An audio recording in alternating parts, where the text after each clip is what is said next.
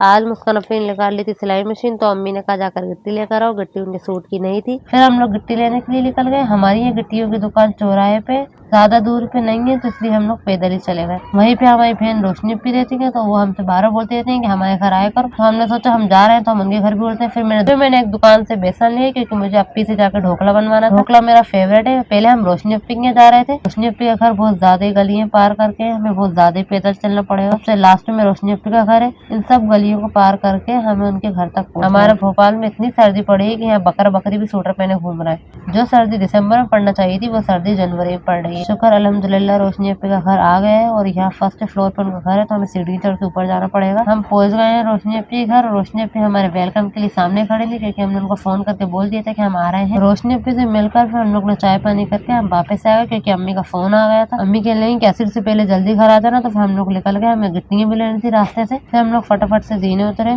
फिर हम लोग निकल गए गिट्टी लेने के लिए। हम पहले तो गिट्टियों की शॉप पे गए थे, मगर हमने वहाँ देखा वहाँ बहुत ज्यादा भीड़ थी, तो हमने कहा चलो पहले रोशनी अप्पी से मिल लेते हैं, उसके बाद गिट्टी ले लेंगे। फिर हम जाकर गिट्टी लेने गए। वाले भैया की दुकान पे अभी भी बहुत ज्यादा रश था, तो हमने कहा आप पहले हमें दे दी, लेके फिर हम घर के लिए निकल गए। फिर हम लोग हमारे घर पहुंच गए। घर में जैसे ही घर पहुंची, तो मैंने मेरी बहन के हाथ में थमा दिए बेसन और कहा कि जल्दी जल्दी से ढोकला बना देना, क्योंकि मुझे बहुत ज्यादा तेज भूख लग रही। फिर मैं थोड़ी देर आराम करने लगी। मेरी बहन ढोकला बनाने में एक्सपर्ट है, तो उसने फटाफट से ढोकला बना के मेरे सामने रख दी। फिर उसने ढोकले के कुछ पीसेस करे। ढोकला हमारा बन के तैयार हो गया था। फिर हम खाने लगे, तो हमारा भाई समद आ गया मदर से, तो हमने उसको चखाया, तो उसको भी बहुत ज्यादा अच्छा लगा। आज के लिए इतना ही। अल्लाह हाफिज।